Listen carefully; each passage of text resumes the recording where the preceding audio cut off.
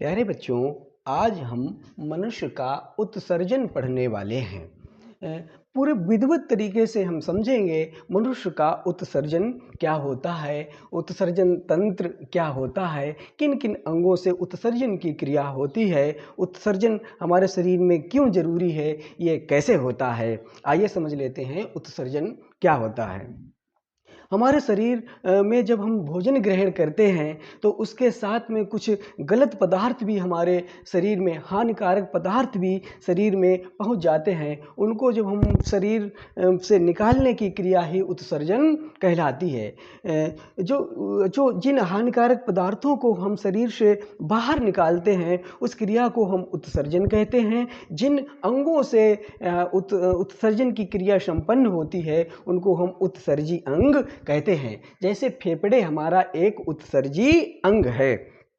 जब हम सांस लेते हैं तो इसमें बहुत सारी गैसें घुली होती हैं, तो हमारे शरीर में जो ऑक्सीजन होती है वो ही हमारा शरीर रक्त में घुल जाता है, तथा जो अन्य गैसें हैं हमें उन्हें बाहर कार्बन डाइऑक्साइड के रूप में मुख्यतः निकालनी पड़ती हैं। तो हमारा एक फेफड़ा जो हो गया है उत्सर्जी अंग हो गया। उसी प्रकार त्वचा से जो हमारा पसीना के रूप में जो हानिकारक पदार्थ निकलते हैं, तो इस प्रकार त्वचा भी हमारा उत्सर्जी अंग आ जाता है। उसी प्रकार से जो वृक्क हमारे होते हैं, किडनी, जो रक्त को छानने का कार्य करता है, वो भी हमारे उत्सर्जी अंगों में आ जाता है। प्यारे बच्चों, लगभग 90% उत्सर्जन की क्रिया किडनी द्वारा होती है। हम आज विस्तार से किडनी के बारे में जानेंगे। किडनी जो है जो हमारे शरीर में रक्त को छानने का कार्य करती है। इसकी जो संरचना होती है 2 सेम के बीज की आकार होती है। इसकी लंबाई 1450 ग्राम होती है।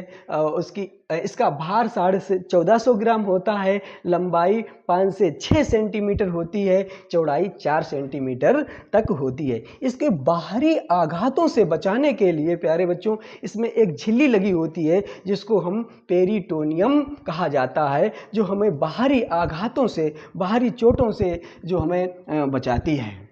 प्यारे बच्चों, जब हमने इसको एक जूम करके देखा तो इसकी एक इस प्रकार से संरचना निकली। इसके बाहरी भाग को हम कार्टिलेक्स कहते हैं। क्या कहते हैं? इसके बाहरी भाग को कार्टिलेक्स कहते हैं। इसके अंदर वाले भाग को हम मेंडुला कहते हैं। जो इसमें प्रवेश द्वार होता है जिसको हम रेनल हाइलम के नाम से जानते हैं। रेनल हाइलम में ही सबसे ज़्यादा यूरिया तथा यूरिन की मात्रा पाई जाती है। प्यारे बच्चों, जब हमने इसको जूम करके देखा तो इस प्रकार की संरचना निकली। ये संरचना जो छोटी छोटी नसों द्वारा बनी होती है जिसको हम नेफ्रॉन कहते हैं।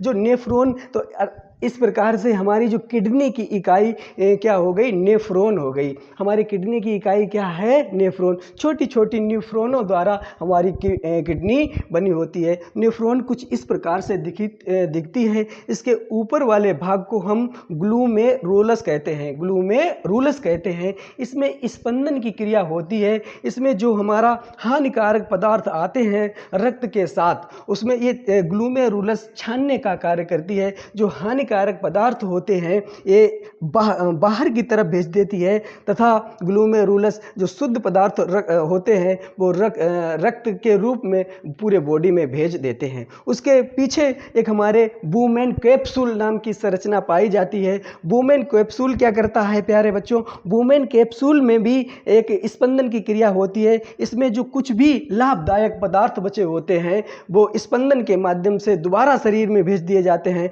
और ये यूरिन मतलब मूत्र को छान देता है और आगे हमारे नेफ्रॉनों में भेज देता है।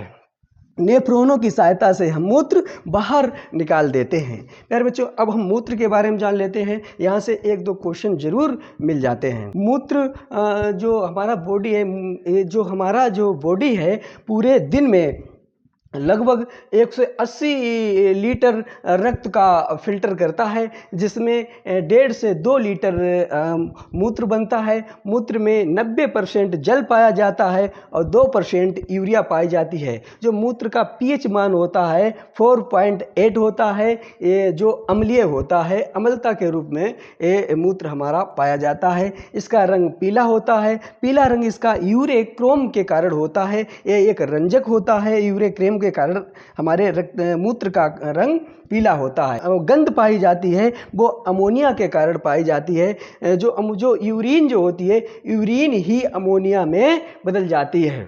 प्यारे बच्चों, यहाँ से जो आपने इस किडनी के बारे में पढ़ा, जो हमारे जो किडनी जो उत्सर्जन तंत्र इसके बारे में पढ़ा, यहाँ से छोटे छोटे प्रश्न, बहुविकल्पी प्रश्न तथा अतिलघु उत्तरीय प्रश्न और दीर्घ उत्तरीय प्रश्न के रूप में ये कैसे भी आए, आप इसको अगर 1-2 बार अच्छे से देख सकते हैं। तो हमने जो जिस तरीके से पढ़ाया है, अगर विस्तृत रूप में आए तो उसको यही बातों को इसमें लिख देना है। अगर छोटे छोटी अरे बहुविकल्पी रूप या अतिलघु रूप में पूछी जाए तो फैक्ट पूछे जाएंगे। किडनी का कार्य क्या है, रक्त को छानना, किडनी की संख्या कितनी होती है, इसका भार कितना होता है, लंबाई चौड़ाई कितनी होती है, इसमें कौन सी झिल्ली पाई जाती है, तो पेरिटेनियम पाई जाती है। मूत्र का रंग पीला क्यों होता है, इसमें गंध क्यों आती है, इसमें जल की मात्रा कितनी % पाई जाती है, मूत्र दिन भर में कितना लीटर बनता है। इसी प्रकार से क्वेश्चन आपके पूछे जाते हैं, चाहे विस्तृत रूप में पूछे जाएं या छोटे लघु उत्तरीय रूप में पूछे जाएं, आपको इसी प्रकार से करना है।